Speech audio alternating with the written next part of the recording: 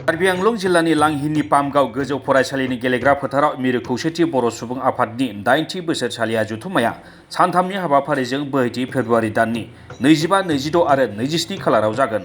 बे जथुम्मायाव आसामनि गुबुन गुबुन जिल्लानि बर' सुबुंनि अनगायैबो आसामनि बाहेरानि बर'फ्राबो बाहागो लाफैगोन।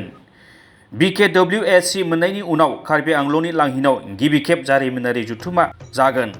बेनि थाखाय कार्बि आंलं खौसेथि बर' सुबुं आफादा गोख्रों लाहार फाहार खालामगासिनो दं होनना सासे बिबानगिरिया ओरैबायदि फोरमायो। बेयाव नुबाय थानाय जितु मार्च पास्ट जितु टीम बे माने जथेस्थ आगबारिगासिनो दं। गोबां गथ'फोरा माने माखासे परीक्षा सरीक्षानि थाखाय एसे उसुबिदा जानानै दं, अब्लाबो बिथांमोना फैगासिनो दङ। माखासे जायगानिफ्राय जायहा परीक्षा गैथ'वा बिथांमोनखौ जोङो बुथुम लाबोगासिनो दङ।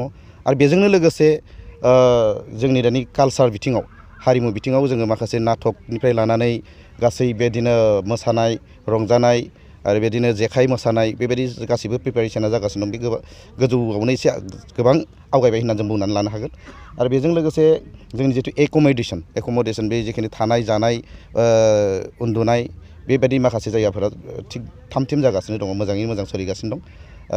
आरो बेजों लोगोसे माखासे जोंनि जितु फुडिंनि जितु बन सिननाय आरो बेबायदिनो थोरसि थोरला माखासे बुथुमनाय जायगा स्रां खालामनाय बेफोर गासिबो थाम-थिम जागासिनो दङ।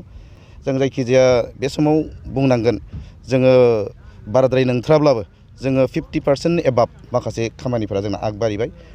जों बेखौबो बुंनानै लानांगोन जों खुब खम समनि गेजेराव जों बेखौ मावनो गोनां जादों। आरो मा होनो दासिमहालागै जोंनाव मात्र आखायाव 10 सानहालागैसोल'सै। दा बे 10 साननि गेजेराव जोङो हर सान जिखिनि मावनो गोनां हाबाफारि दंबावो बेखौ जों मावलांजोबगोन। आरो जोंहा मिजिं मोनसे दङ जोङो मोजाङैनो मावलांनो हागोन होननानै। बे समाव पेन्डेल लुनाय हाबाफारिया बेसेसिम दावगानानै दं?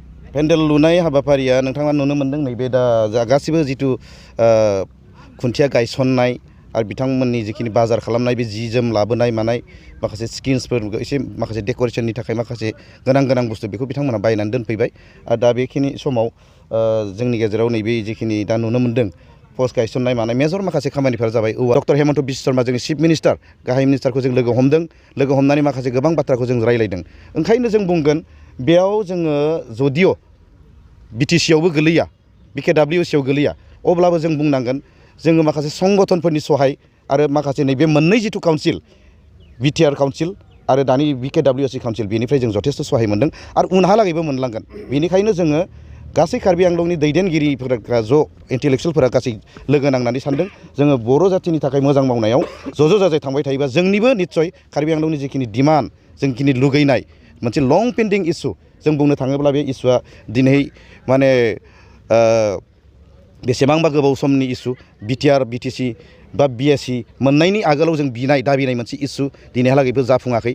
दा बेयाव जोंनि UBPO इउनाइटेड बर' पिपल अर्गेनाइजेसननि जितु संगठननि माखासे दैदेनगिरि बिथांमोना जोंनो एसियर खालामदों जे बिथांमोना बुंदों आरो लोगोसे प्रेक्टिकेलिबो मावनानै देखायदों जे जोंबो कार्बि आंलंनि इस्युआ जिहेतु जोंनि बर' जाथिनिनो मोनसे इस्यु बेखौ जोङो ज' जाजाय नांनानै जेरैबाबो बेखौ साक्सेस खालामनानै जोङो होगोन। बेबादिबा जोङो उनहालागै बेबायदि माखासे जिखिनि पर्यायक्रमै जिखिनि मावनो गोनां हाबाफारि दं जों बिदि मावलांगोन होननानै बिथांमोनजों जों रायलायबाय थादों आरो जों ज' जाजाय बिदिनो हान्थिबाय थादों।